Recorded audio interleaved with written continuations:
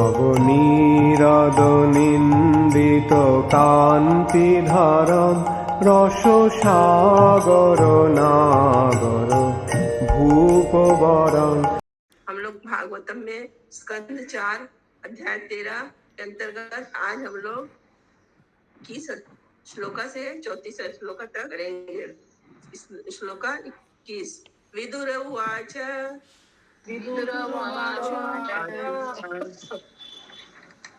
तस्य शीलनिधे साधु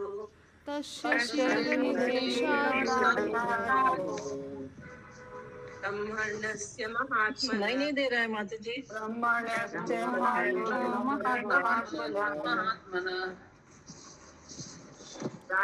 कथम अभूत दुष्टा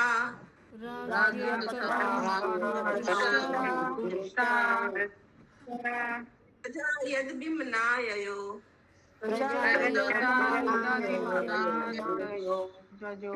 आवाज नहीं आ रही है मेरी? आ रही है माता जी। नहीं, हमको बिल्कुल नहीं सुनाई दे रहा है। सभी को आ रही है। फिर से लॉगआउट करके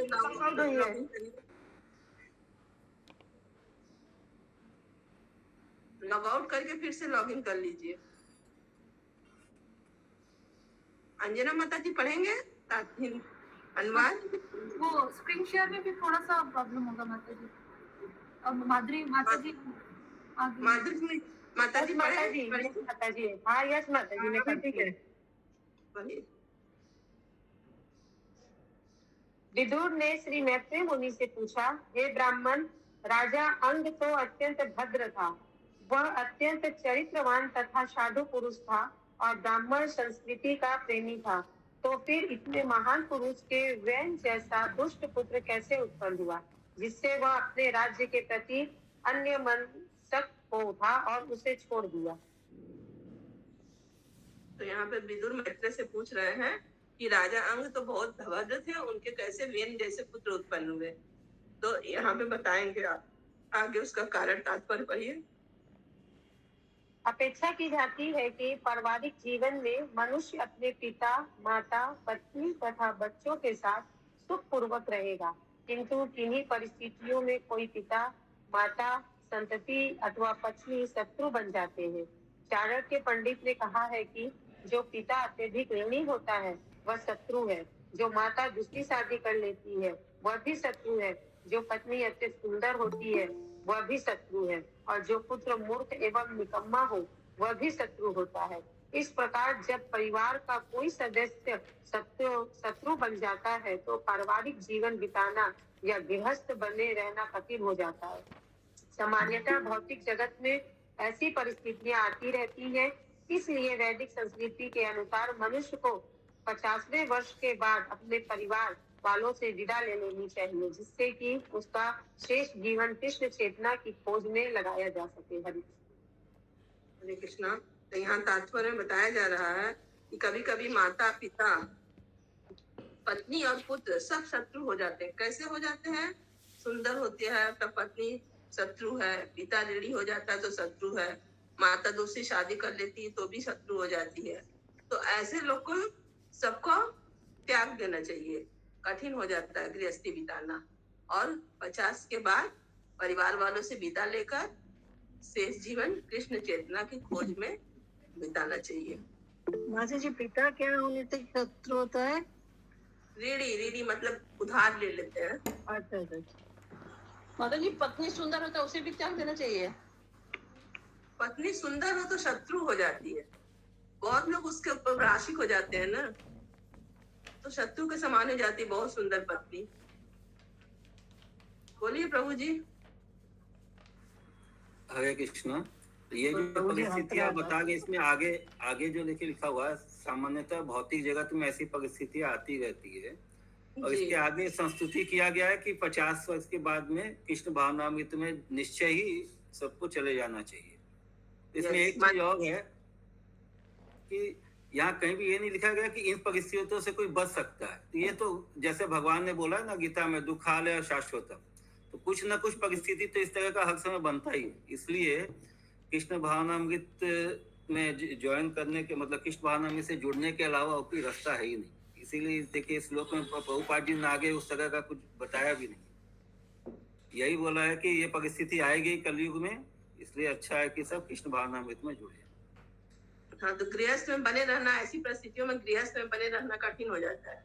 हाँ, तो वो गृहस्थ बने रहने के लिए तभी है जब तक वो कृष्ण भावनामृत में सहयोग मिलता रहे, अनुकूल है न कृष्णानु अनुशील न भक्ति। जब तक परिस्थिति अनुकूल हो कृष्ण भावनामृत के लिए तभी तक आपको रहना चाहिए, नहीं तो फिर निकल जाना चाहिए। किसी को कोई क्वेश्चन है तात्पर्य से? प्रभु जी एक क्वेश्चन, प्रभु जी जैसे अगर घर में कोई एक ही कमाने वाला है प्रभु जी, और वो भी मतलब 50 के बाद में चला जा रहा है प्रभु जी, तो फिर घर मतलब घर कैसे चलाएंगे प्रभु जी? लोग ये भी बोलते हैं ना घर में एक ही जन कमाने वाले हैं और आप आप चले जाओगे। प्रभुपाद जी ने कभी संन्यास के लिए नहीं संस्तुति किया है, और संन्यास का मतलब यहाँ पे हम लोग को ये नहीं लेना चाहिए कि छोड़ छाड़ के चले जाना, मतलब ये है कि अपना मुख्य जो है प्रायोरिटी जो है उसको बना लेना कृष्ण भावनामृत को। कि आपको अपना ड्यूटी तो पूरा करते ही रहना है, लेकिन कृष्ण भावनामृत को प्रायोरिटी देना। खुशबू माता जी बोलिए। हरे कृष्ण माता जी। माता जी इसमें एक लाइन है ना, जो पुत्र मूर्ख एवं निकम्मा हो वो भी शत्रु है। तो पुत्र मूर्ख तो वो तो जन्मजात से ही मूर्ख रहता है, ये कभी कभी हम लोग देखते हैं। और निकम्मा तो हम समझ सकते हैं, निकम्मा नहीं, ठीक है निकम्मा है, ठीक है सही है, लेकिन मूर्ख होने के कारण वो शत्रु कैसे हो गया? वो तो जन्मजात से मूर्ख है ना। मूर्ख बेटा को लेके आपके ऊपर बोझा टाइप का ही तो लगेगा, उसको लेके आप उसको आपका हेल्प क्या कर सकेगा? आप ही को जिंदगी भर उसका हेल्प करना होगा।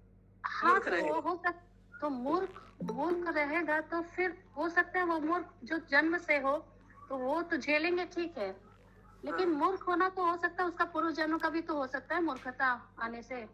झेलने से बताया ना कि तो झेलने से शत्रु तो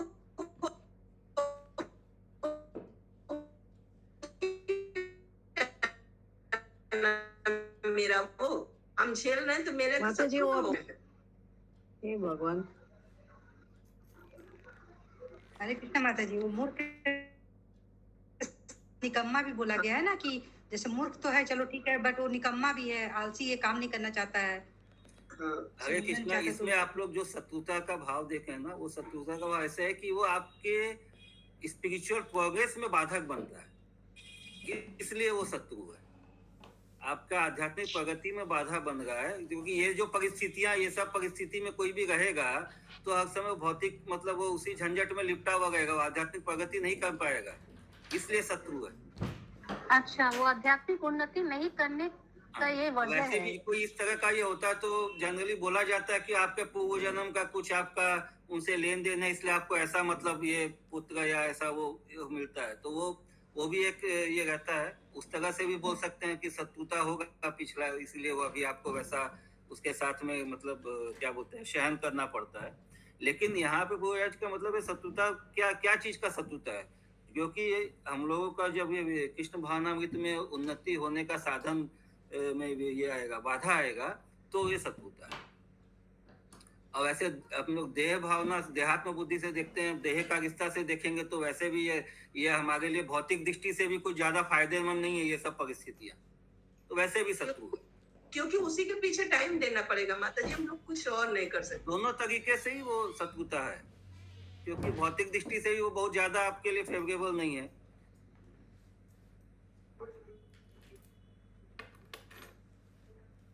गायत्री माता जी कुछ बोल रहे थे?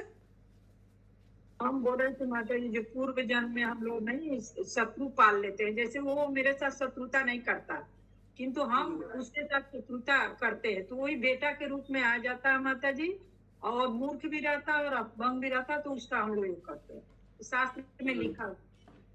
हाँ, तो ऐसा है, सबका कुछ ना कुछ लेन देन रहता है, उसी हिसाब से लोग जुड़ते हैं आपस में।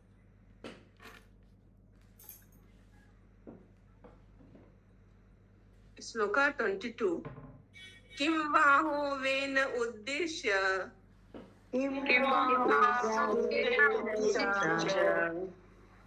ब्रह्मदंडम अयुजन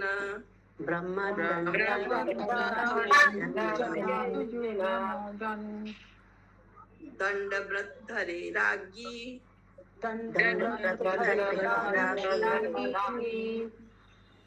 मुनयो धर्म कोविदा,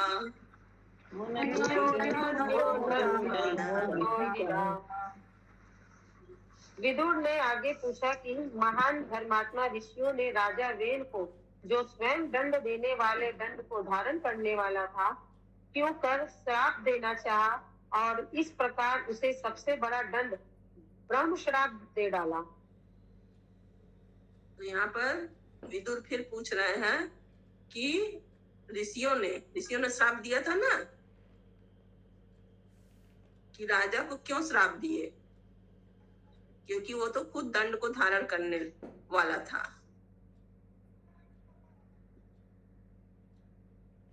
लेकिन सबसे बड़ा श्राप उनको मिल गया ब्राह्मणों के द्वारा, ब्रह्म श्राप। तात्पर्य पढ़िए। ऐसा ज्ञात होता है कि राजा हर एक को दंड दे सकता है, किंतु इस प्रसंग में प्रतीत होता है कि ऋषियों ने उल्टे राजा को दंडित किया। अवश्य ही राजा ने कुछ गंभीर कार्य किया होगा, अन्यथा ऋषियों ने, जिनसे अत्यधिक शिशु होने की अपेक्षा की जाती है, धार्मिक चेतना में अग्रसर होने पर भी उसे क्यों दंडित किया। यह भी प्रतीत होता है कि राजा ब्राह्मण संस्कृति से पृथक सत्ता नहीं रखता था। राजा के ऊपर ब्राह्मणों का नियंत्रण रहता था और आवश्यकता पड़ने पर वे राजा को किसी हथियार से नहीं वरन ब्रह्म श्राप के मंत्र से पदच्युत कर सकते थे या उसका वध कर सकते थे। ब्राह्मण इतने शक्तिशाली थे कि माता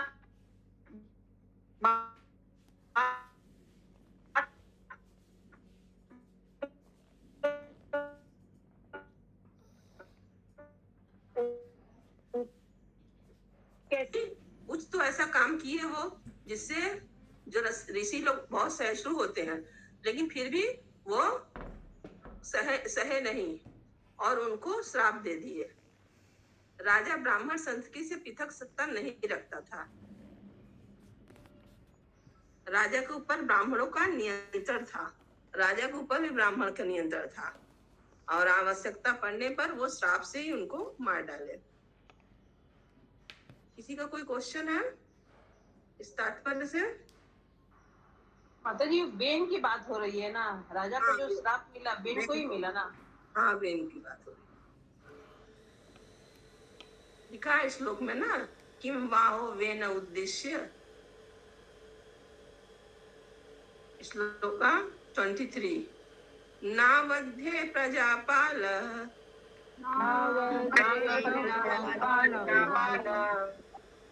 प्रजा भी अघवानपि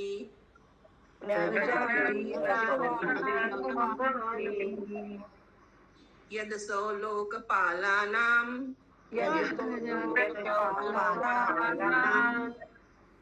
विभरो स्वतेजसा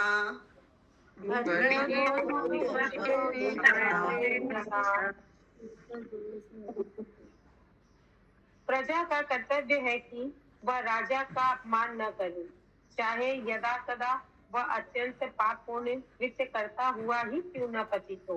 अपने तेज के कारण राजा अन्य शासनकर्ता प्रमुखों से सदैव अधिक प्रभावशाली होता है। तो प्रजा का कर्तव्य होता है कि राजा का अपमान न करे, भले वो कभी कभी पाप पूर्ण करता रहे, लेकिन अपने तेज के कारण, क्योंकि राजा सबसे अधिक प्रभावशाली रहता है। लेकिन यहाँ पे वो बहुत ही गंभीर काम किए, इसलिए उनको श्राप मिला। तात्पर्य पढ़िए। वैदिक सभ्यता के अनुसार राजा श्री भगवान का प्रतिनिधि होता है। वह नर नारायण कहलाता है, जो इस बात का सूचक है कि नारायण अर्थात श्री भगवान राजा के रूप में मानव समाज में प्रकट होते हैं। यह शिष्टाचार है कि प्रजा न तो ब्राह्मण का न क्षत्रिय राजा का कभी अपमान करती है। भले ही राजा पापी प्रतीत होता हो, किंतु प्रजा उसका अपमान नहीं करती। किंतु वेन के विषय में ऐसा प्रतीत होता है कि उसको नर देवताओं ने श्राप दिया था, जिससे यह निष्कर्ष निकाला गया कि इसके पाप कर्म अत्यंत गंभीर थे। देवताओं में नर जो है ऋषि लोग को ही शायद बोला जा रहा है यहाँ पे। नर देवता ने श्राप दिया था। तो उसके पाप कर बहुत ही भयानक थे, इसीलिए उनको श्राप मिला। श्लोका 24। एतद आख्यायि में ब्रह्मन्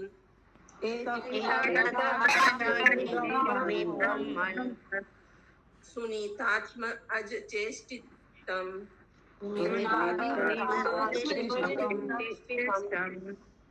सद्धानाय भक्ताय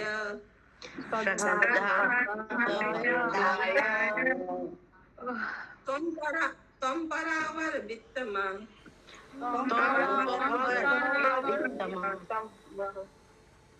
विदुर ने श्री मैत्रेय मुनि से अनुरोध किया, हे ब्राह्मण, आप भूत तथा भविष्य के समस्त विषयों में पारंगत हैं। अतः मैं आपसे राजा वेद समस्त कार्यकलापों को सुनना चाहता हूँ। मैं आपका श्रद्धालु भक्त हूँ, अतः आप इसे विस्तार से कहो। तो यहाँ पे आप विस्तार से आएगा बात। तात्पर्य पढ़िए। विदुर ने श्री मैत्रेय मुनि को अपना गुरु मान रखा था। शिष्य सदैव अपने गुरु से प्रश्न करता है और गुरु प्रश्नों का उत्तर देते हैं। शिष्य से अपेक्षा की जाती है कि वह भद्र तथा समर्पित हो। श्री विश्वनाथ चक्रवर्ती ठाकुर ने कहा है कि जिस पर गुरु की कृपा होती है, उस पर ईश्वर की कृपा होती है। जब तक शिष्य अत्यंत विनीत और समर्पित नहीं होता, गुरु दिव्य ज्ञान के सभी रहस्य प्रकट करने हेतु तत्पर नहीं होते। जैसा कि श्रीमद् भगवद गीता में कहा गया है, गुरु से ज्ञान प्राप्त करने की विधि में समर्पण, उत्सुकता तथा सेवा सम्मिलित है। हरे कृष्ण। हाँ, समर्पण, उत्सुकता तथा सेवा सम्मिलित है। भगवद गीता में कौन सा श्लोक होगा? समर्पण जिसमें समर्पित है, सम्मिलित है।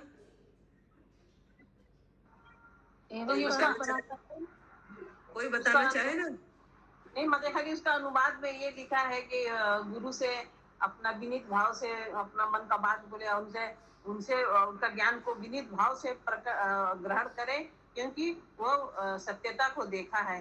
इसका अनुवाद ये तो माता जी, ये तो तद विधि प्रणिपातेन वाला है जो आप बोल रही हैं। इसका अलग होगा क्या? यही होगा, यही होगा। तद विधि प्रणिपातेन परिप्रश्नेन सेवया। आगे क्या है? आगे उपदेक्षन्ते ज्ञानम ज्ञानम तद भवति भाव। हाँ, यही वाला है, यही वाला। थैंक यू रत्न प्रभा माता जी। हरि बोल। श्लोका 25। मैत्रेय उवाच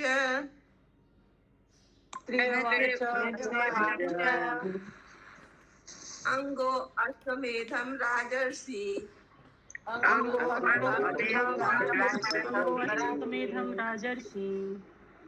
आज हार महाक्रतुम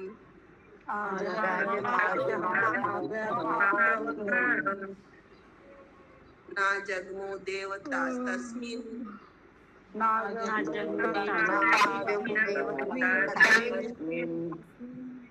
आहुता ब्रह्मवादिभिः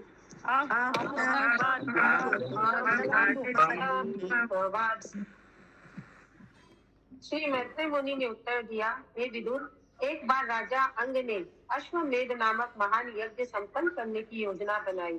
वहां पर उपस्थित समस्त सुयोग्य ब्राह्मण जानते थे कि देवताओं का आह्वान कैसे किया जाता है, किंतु उनके प्रयास के बावजूद भी किसी देवता ने न तो यज्ञ में भाग लिया और न ही कोई उस यज्ञ में प्रकट हुआ।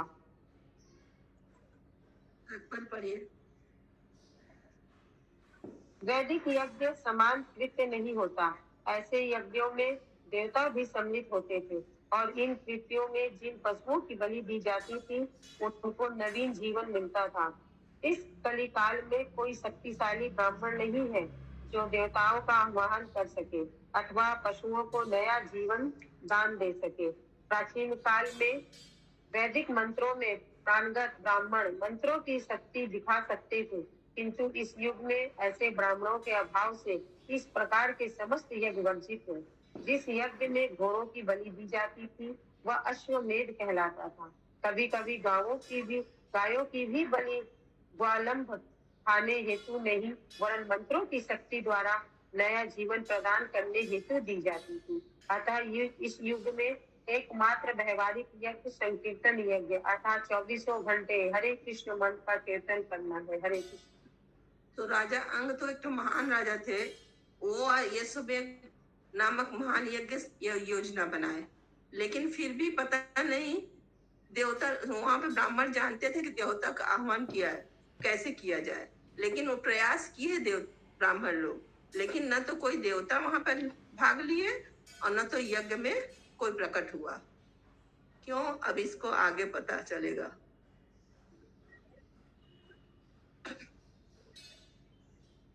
श्लोका 26।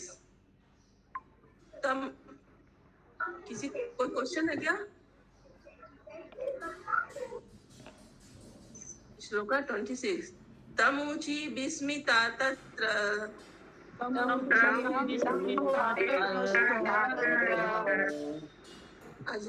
यजमान अथ ऋत्विज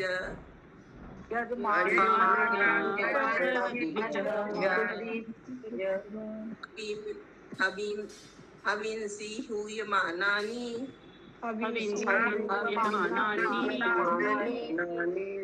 न ते गृह्णन्ति देवता।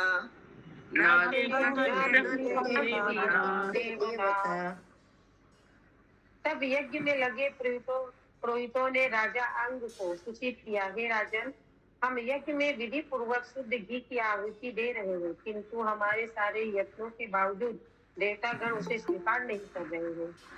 वहाँ पुरोहित लोग यज्ञ में राजा को सूचित किए कि हम लोग तो आहुति दे रहे हैं, लेकिन पता नहीं क्यों देवतागण स्वीकार नहीं कर रहे हैं। अब देखिए आगे पता चलेगा क्यों। श्लोका 27।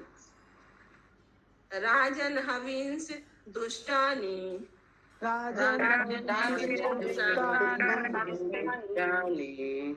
श्रद्धा साधितानि ते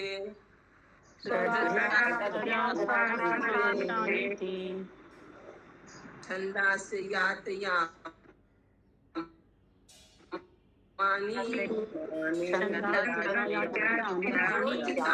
धृतव्रत।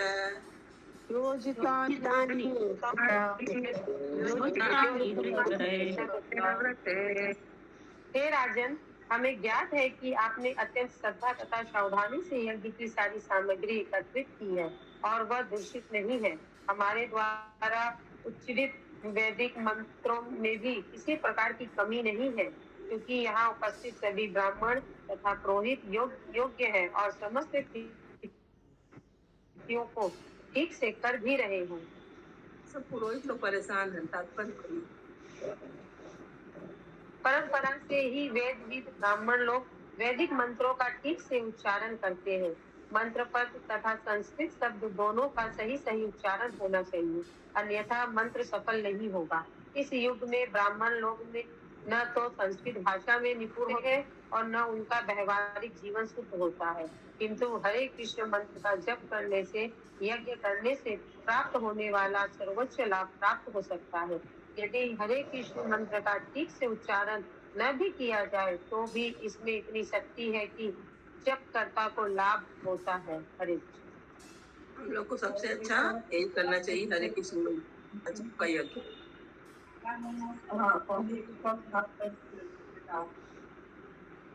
बोलिए सुषमा साहू माता जी, कुछ बोल रहे हैं? बोलिए। गलती से हो गया माता जी, सॉरी।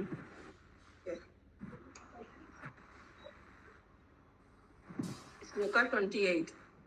न विदामे देवानां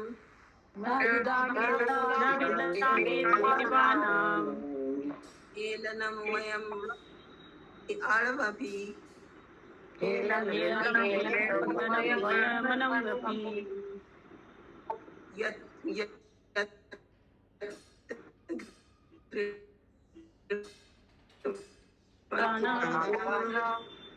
स्वान ये देव कर्म साक्षीण।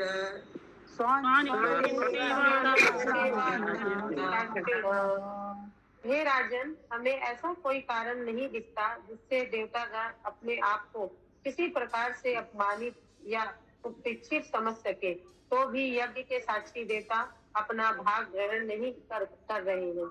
हमारी समझ में नहीं आता कि ऐसा क्यों है। पर पढ़िए। गायत्री माता जी म्यूट कर लीजिए। पर पढ़िए। यहाँ पर यह इंगित किया गया है कि यदि पुरोहित किसी प्रकार की असावधानी करता है तो देवता यज्ञ का अपना भाग ग्रहण नहीं करते। इसी प्रकार भक्ति में सेवा में होने वाले अपराध सेवा अपराध कहलाते हैं। जो लोग मंदिर में राधा कृष्ण विग्रह की पूजा करते हैं उन्हें ऐसे अपराधों से बचना चाहिए। इन सेवा अपराधों का वर्णन भक्ति रसामृत सिंधु पुस्तक में मिलेगा। यदि हम विग्रह पर केवल दिखावे के रूप में सेवा करते हुए भेंट चढ़ाते हैं और सेवा अपराधों पर ध्यान नहीं देते तो निश्चय ही राधा कृष्ण ऐसे भक्तों की भेंट ग्रहण नहीं करते। अतः मंदिर में पूजा करने वाले भक्तों को अपनी विधियां नहीं बनानी चाहिए, वरन स्वच्छता के विधि विधानों का ध्यान रखना चाहिए, तभी भेंट स्वीकार की जाएगी। हरे कृष्ण। तो वही कल आया था नारद पंचरात्रि विधि से ही जो पूजा करने का नियम है और स्वच्छता से करना चाहिए, अपना कोई विधि नहीं बनाना चाहिए, तभी भगवान भेंट स्वीकार करेंगे। मैत्रेय उवाच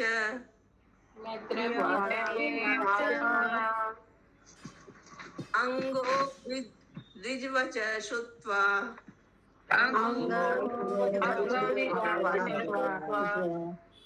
यजमान सुदुर्मना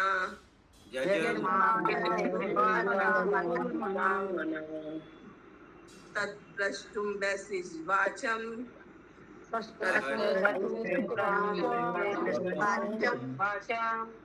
सदयान् तद अनुज्ञया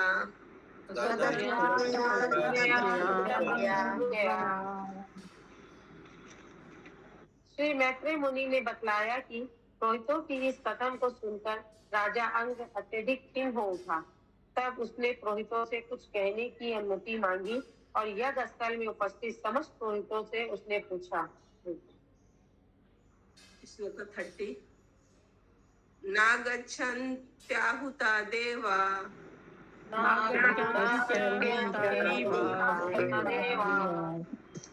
न गृह्णन्ति गृहाणि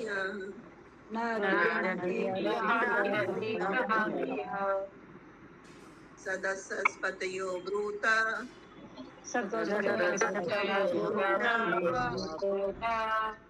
किं वद्यं मया कृतं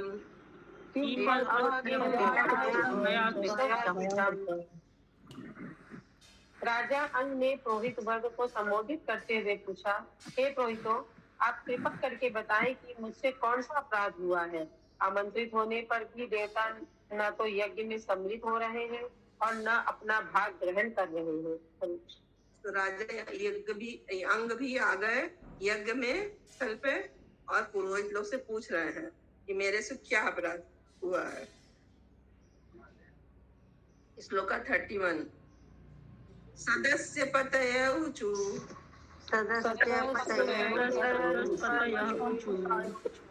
नर देवेह भवतो नागम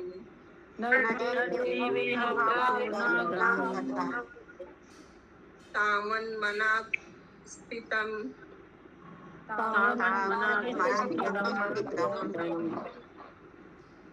अस्तेकं प्राप्त अमघम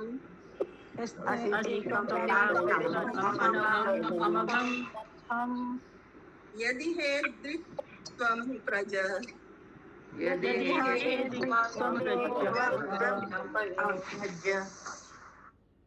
प्रधान पुरोहितों ने कहा, हे राजन, हमें तो आपके इस जीवन में कोई भी पाप कर्म नहीं दिखता, यहाँ तक कि मानसिक भी नहीं। अतः आप तनिक भी अपराधी नहीं है, किंतु हमें दिखता है कि आपने पूर्व जन्म में पाप कर्म किए हैं, जिनके कारण समस्त गुणों के होते हुए भी आप पुत्रहीन हैं। तात्पर्य पढ़िए। विवाह करने का उद्देश्य पुत्र उत्पन्न करना होता है, क्योंकि पिता तथा पूर्वज यदि नारकीवत जीवन में पड़े हैं तो उससे उबारने हेतु पुत्र अनिवार्य है। इसलिए चाणक्य पंडित ने कहा है, पुत्रहीनम गृहम शून्यम। पुत्र के बिना विवाहित जीवन निंदनीय है। राजा अंग अत्यंत पवित्र राजा थे, किंतु अपने पुण्य पाप कर्मों के कारण उन्हें पुत्र प्राप्त नहीं हुआ। अतः यह निष्कर्ष निकलता है कि यदि किसी को पुत्र उत्पन्न नहीं होता तो यह उसके पूर्ण पाप कर्म जीवन का फल है। हरि कृष्ण। तो यज्ञ नहीं स्वीकार हो रहा है, देवता को है, इसीलिए ये नियम बना है कि पुत्र रहना चाहिए। भागवतम में जब ऐसा लिखा है तो इसका मतलब ये सच्चाई है। माता जी मतलब बेटी नहीं होनी चाहिए, पुत्र ही होना चाहिए। लिखा तो है इसमें ऐसा ही माता जी। बेटी नहीं होनी चाहिए ऐसा नहीं बोला जा रहा है, पुत्र होना चाहिए ये जरूरी है। हाँ। अच्छा, चाहे बेटी हो चाहे बेटा हो, ऐसा है। पहले के लोग बहुत सारे करते रहे, उसमें बेटा बेटी सब हो जाता रहा, अभी तो सब एक में ठंडा हो जाता है। श्लोक 32, उनको पुत्र नहीं था इसीलिए यज्ञ में उनके पिछले जन्म का कर्म का कारण। सोचिए श्लोक 32, तथा साधय भद्रम ते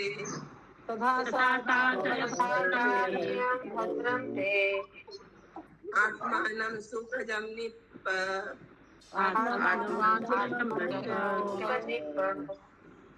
इष्टस्य पुत्र कामस्य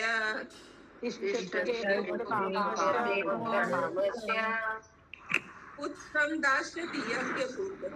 पुत्रं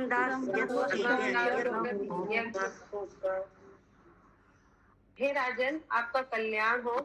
आपको कोई पुत्र नहीं है, अतः यदि आप तुरंत श्री भगवान से प्रार्थना करें और पुत्र मांगे तथा यदि इस कार्य के लिए यज्ञ करें तो यज्ञ के भोक्ता पुरुषोत्तम भगवान आपकी कामना को पूर्ण करेंगे। अब पुत्र के लिए यज्ञ करेंगे जैसे दशरथ महाराज किए। श्लोका 33, तथा स्वभाग में মাতাজি এখানে যে হে রাজন মানে কাকে বলেছে এটা? अंग राजा, जो राजा अंग थे অঙ্গের কথা বলা হয়েছে। আচ্ছা ओनर का तो আচ্ছা, क्योंकि वही तो आए स्थल पे ना पुरोहित लोग के पास। हाँ हाँ हाँ हाँ, उन्हीं को बोला जा रहा है, पुरोहित लोग बोल रहे हैं उनको। अच्छा ठीक है माताजी। श्लोक 33, तथा स्वभाग ध्येयानि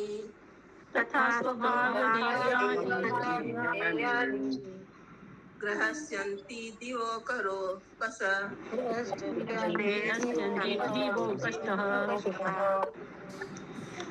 यज्ञ पुरुष साक्षात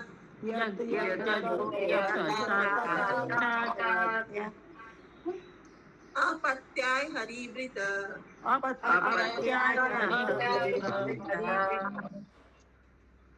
जब समस्त यज्ञों के भोक्ता श्री हरि को पुत्र की कामना पूरी करने हेतु आमंत्रित किया जाएगा तो सभी देवता उनके साथ आएंगे और अपना अपना यज्ञ भाग ग्रहण करेंगे। जब भी कोई यज्ञ किया जाता है तो उसका उद्देश्य समस्त यज्ञों के भोक्ता भगवान श्री विष्णु को प्रसन्न करना होता है। और जब भगवान श्री विष्णु यज्ञ स्थल में आने हेतु राजी हो जाते हैं तो सभी देवता स्वतः अपने स्वामी का अनुभव करते हैं और ऐसे यज्ञों में उनका भाग उन्हें मिलता है। कहने का तात्पर्य यह है कि यज्ञ देवताओं को नहीं वरन भगवान श्री विष्णु को प्रसन्न करने के निमित्त किए जाते हैं। हरि भोक्ताराम यज्ञ तपसाम सर्वलोक महेश्वरम, ये है ही, इसीलिए हरि को ही देव विष्णु को प्रसन्न करने के लिए यज्ञ करना चाहिए। आज का अंतिम श्लोक 34। कृष्ण माता जी, तो यहाँ पे यही गलती हो रही थी कि वो हरि को प्रसन्न नहीं करके देवता को कर रहे थे, इसीलिए नहीं आ रहे थे क्या वो लोग? पुत्र नहीं थे उनके, यहाँ पे तो कारण बताया गया उनके पुत्र नहीं थे इसलिए नहीं आ रहे थे। पुत्र जिसके नहीं रहते हैं उसका यज्ञ कोई लेता नहीं, स्वीकार नहीं करता। और यहाँ पे तो बोला जा रहा है कि पुत्र के लिए पहले हरि को प्रसन्न करना है तो सभी देवता आ जाएंगे। ओके ठीक।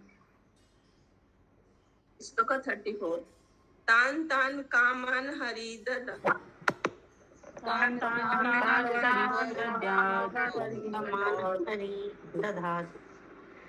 यान यान यान कामयते जन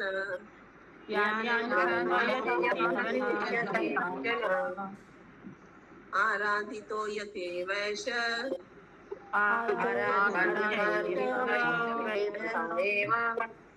तथा पुंस फलोदय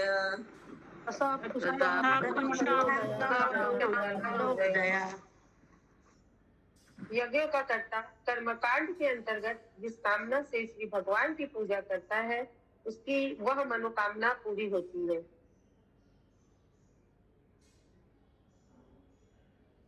तो जिस कामना से पूजा यज्ञ करेंगे तो पूजा वो पूरा होता है।